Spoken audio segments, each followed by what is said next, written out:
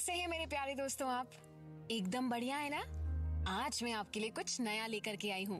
आपके लिए लाई हूँ आज रामायण का चैप्टर नंबर 1। आपने सुपर हीरोज की मूवीज तो देखी ही होंगी। हर मूवी के एंड में हमारे हीरो विलन को डिफीट कर देते हैं और मूवी की हैप्पी एंडिंग हो जाती है। लेकिन कुछ स्टोरीज बहुत एपिक होती है और इन्हीं में से एक स्टोरी ऐसी है जिसमें एक्शन, कॉमेडी, वॉर सब है। ये कोई फिल्म नहीं बल्कि रामायण की कहानी है जिसे हमारे ग्रैंड पेरेंट्स से लेकर हमारे पेरेंट्स तक सबने पढ़ा है और सुना भी है। आज आपको रामायण की वही कहानी सुनाते हैं। तो आप रेडी हैं? बहुत समय पहले की बात है। सरयू नदी के किनारे अयोध्या राज्य था। अयोध्या बहुत ही सुंदर सिटी थी। रोड साइड में सुंदर सुंदर बड़े बड़े पेड़ जिनमें ढेर सारे फ्रूट्स लगते थे। सुंदर सुंदर फ्लावर्स जिनकी खुशबू दूर दूर तक जाती थी। वहाँ के लोग हमेशा बहुत खुश रहते थे क्योंकि उनके राजा उन सब का बहुत ध्यान रखते थे। अयोध्या के राजा थे राजा दशरथ, जो अपने राज्य के लोगों से बहुत प्यार करते थे। राजा दशरथ की 3 वाइफ्स थी, रानी कौशल्या, रानी सुमित्रा और रानी कैकई। रानी कौशल्या तीनों रानियों में सबसे बड़ी थी। वैसे तो राजा दशरथ अपनी तीनों रानियों से बहुत प्यार करते थे, लेकिन उनकी फेवरेट रानी थी रानी कैकई, जो सभी रानियों में सबसे छोटी और सबसे सुंदर थी। वो जितनी सुंदर थी उतनी ही अच्छी वॉरियर भी थी। उन्होंने वॉर जोन में राजा दशरथ की जान बचाई थी और इसके कारण उन्होंने रानी कैकई को प्रॉमिस किया था कि वो फ्यूचर में जो भी मांगेंगी राजा दशरथ उनकी डिमांड पूरी करेंगे। राजा दशरथ के पास वो सारी चीजें थी जिसके लिए बड़े बड़े लोग भगवान से प्रेयर करते हैं। सोने का महल, खूब सारा पैसा, सोने के रथ, खाने के लिए सबसे टेस्टी फूड। लेकिन इन सब के बावजूद भी राजा दशरथ खुश नहीं थे क्योंकि राजा दशरथ के कोई बच्चे नहीं थे। समय के साथ साथ उनकी एज बढ़ रही थी, लेकिन वो ये सोचकर परेशान रहते थे कि उनके बाद थ्रोन किसको मिलेगी, कौन आखिर राजा बनेगा। अच्छा, तो ये बताओ सबसे पहले कि राजा दशरथ को रानी कैकई क्यों पसंद थी? वो अच्छी वॉरियर थी या वो सबसे सुंदर थी? बिल्कुल सही बोला है दोस्तों आपने। राजा दशरथ को रानी कैकई इसलिए ज्यादा पसंद थी क्योंकि वो रानी होने के साथ साथ एक बहुत अच्छी वॉरियर भी थी और उन्होंने वॉर जोन में राजा दशरथ की जान बचाई थी।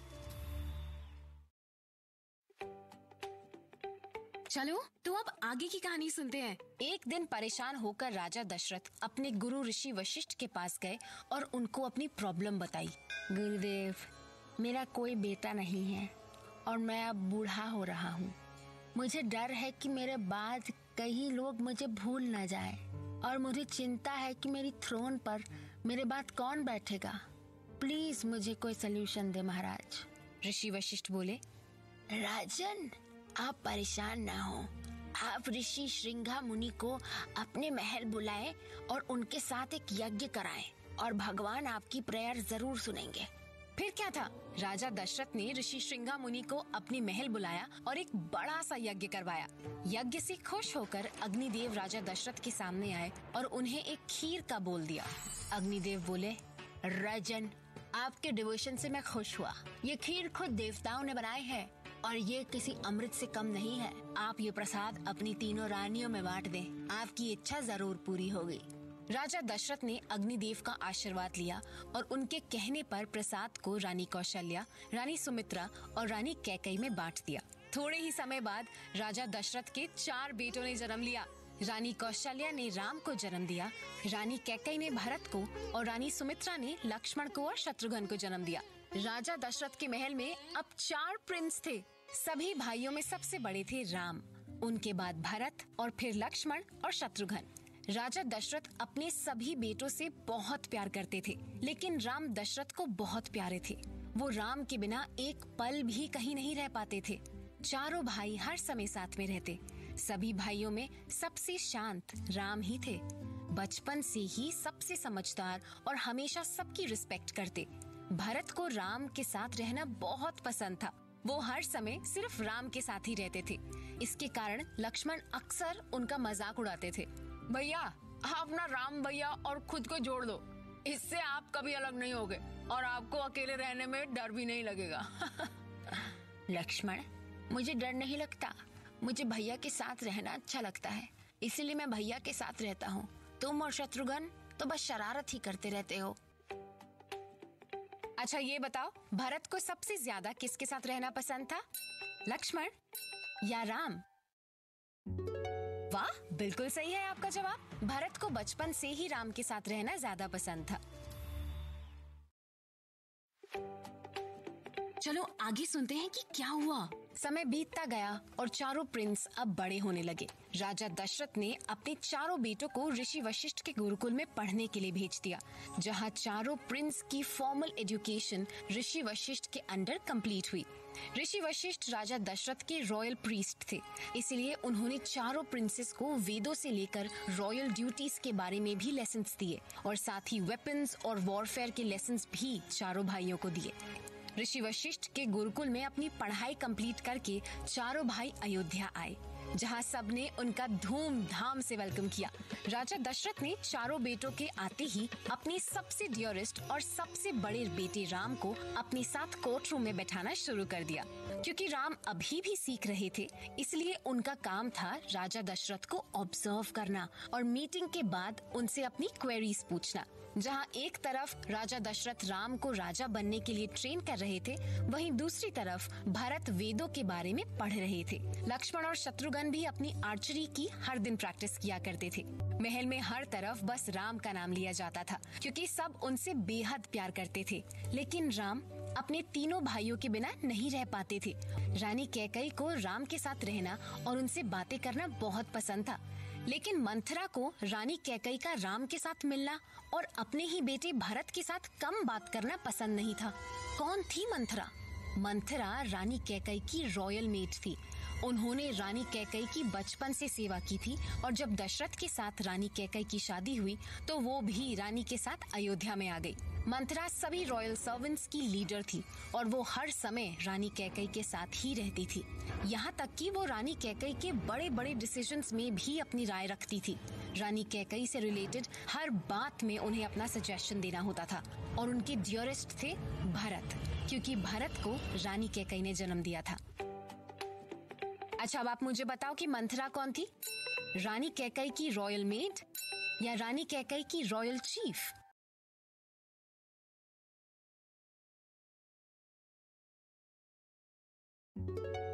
बिल्कुल सही है आपका जवाब। मंथरा रानी कैकेयी की रॉयल मेड थी, जो उनकी शादी के बाद उनके साथ अयोध्या आ गई थी।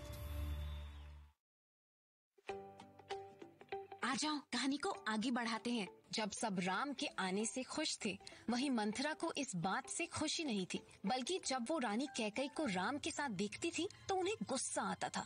मंथरा बोली, रानी, मैंने बचपन से आपकी सेवा की है, मुझे पता है आपके लिए क्या सही है और क्या गलत, और आपका राम के साथ इतना ज्यादा मिलना गलत है।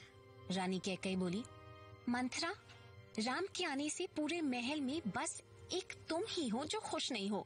मुझे समझ नहीं आता तुम्हारी प्रॉब्लम क्या है मंथरा। राम ने तुम्हारा क्या बिगाड़ा है? वो इतना शांत है, सबकी रिस्पेक्ट करता है, तुम्हारी भी कितनी रिस्पेक्ट करता है, लेकिन तुम हो एक जो उसे पसंद नहीं करती और इससे दूर भागती हो। मंथरा बोली, वो कोई शांत नहीं है महारानी, बल्कि शैतान है। बचपन में मेरी पीठ पर गुठलियां मारा करता था। उसे लगा कि मैं देख नहीं रही तो मुझे पता नहीं चलेगा कि निशाना किसका है। बचपन से ही अपने निशानों में सबसे तेज है वो।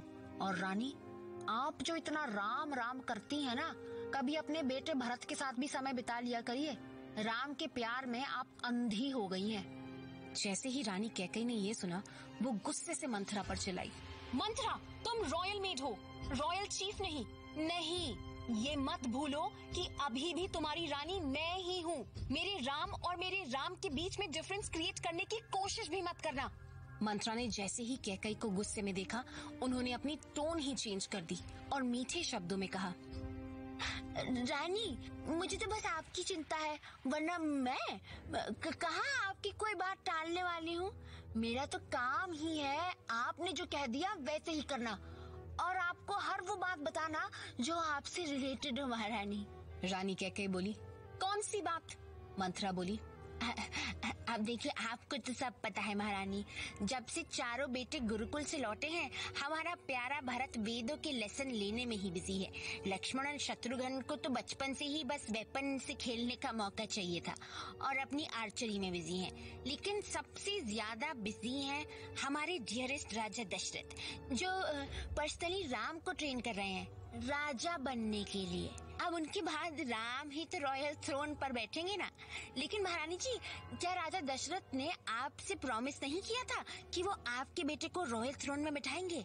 रानी कैकेयी ने मंथरा की किसी बात का जवाब नहीं दिया, लेकिन उन्हें ये सुनकर अजीब जरूर लगा और इस तरह मंथरा ने रानी कैकेयी को राम के अगेंस्ट भड़काना शुरू कर दिया। अच्छा, आपका अगला सवाल है, मंथरा को राम क्यों पसंद नहीं थे?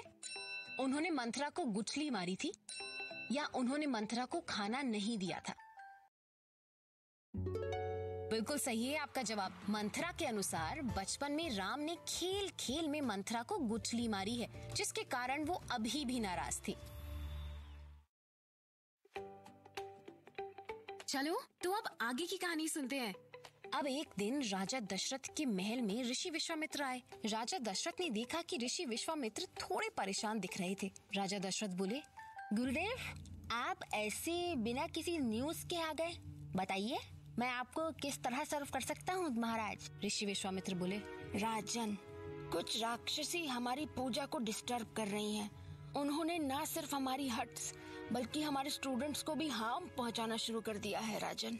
मुझे डर है कि अगर उन्हें नहीं रोका गया तो वो जल्द ही आपकी अयोध्या नगरी की तरफ बढ़ेंगी। उन्हें रोकने के लिए मुझे आपके दोनों बेटे राम और लक्ष्मण की जरूरत है महाराज। राजा दशरथ बोले, गुरुदेव, मैं अपने महल के सबसे अच्छे वॉरियर्स आपके साथ भेज दूंगा, लेकिन राम और लक्ष्मण अभी भी छोटे हैं। मैं उन्हें आपके साथ राक्षसों को मारने के लिए नहीं भेज सकता। आप मुझे माफ करें ऋषि, आप चाहे तो मेरे महल से कितने भी वेपन्स और कितने भी वॉरियर्स अपने साथ ले जा सकते हैं, लेकिन मैं राम और लक्ष्मण को भेजने की परमिशन नहीं दे सकता ऋषि विश्वामित्र। ऋषि विश्वामित्र को राजा दशरथ की इस बात पर गुस्सा आ गया, क्योंकि जिन दो राक्षसों को मारने की वो बात कर रहे थे उन्हें सिर्फ राम ही मार सकते थे। उन दो राक्षसों का नाम था मारीच और सुबाहु। ऋषि विश्वामित्र ने अपनी प्रॉब्लम रॉयल प्रीस्ट ऋषि वशिष्ठ के सामने रखी। ऋषि वशिष्ठ ने राजा दशरथ को समझाया, राजन, आप राम और लक्ष्मण को ऋषि विश्वामित्र की मदद करने के लिए भेज दीजिए। आपको राम की आर्चरी का अंदाजा नहीं है। ऋषि विश्वामित्र खुद राम की हेल्प मांगने के लिए आपके पास आए हैं। आपको उन्हें ऐसे मना नहीं करना चाहिए। अगर राम और लक्ष्मण उनके साथ गए तो हमारे राजकुमारों को उनसे बहुत कुछ सीखने को मिलेगा। आप उनकी चिंता मत कीजिए। ऋषि विश्वामित्र बहुत अच्छे वॉरियर हैं और मुझे यकीन है कि उनका कोई बहुत बड़ा कारण है जिसके कारण वो यहाँ आए हैं। राजा दशरथ ने जब ऋषि वशिष्ठ की बात सुनी तो वो राम और लक्ष्मण को ऋषि विश्वामित्र के साथ भेजने के लिए मान गए। दोनों भाइयों ने सक्सेसफुली राक्षसों से आश्रम को बचा लिया। ऋषि विश्वामित्र के साथ दोनों भाइयों ने ट्रैवल किया, जहां उन्हें ऋषि विश्वामित्र ने एक सीक्रेट नॉलेज दी, जिससे न सिर्फ उन्हें वेपन्स बल्कि सुपर स्ट्रेंथ भी मिली। इसका नाम था बाला अतिबला विद्या। अच्छा, आपका आखिरी सवाल है दोस्तों कि ऋषि विश्वामित्र राजा दशरथ के महल क्यों आए थे? राम और लक्ष्मण को ले जाने या राक्षसों को राम से डिफीट कराने?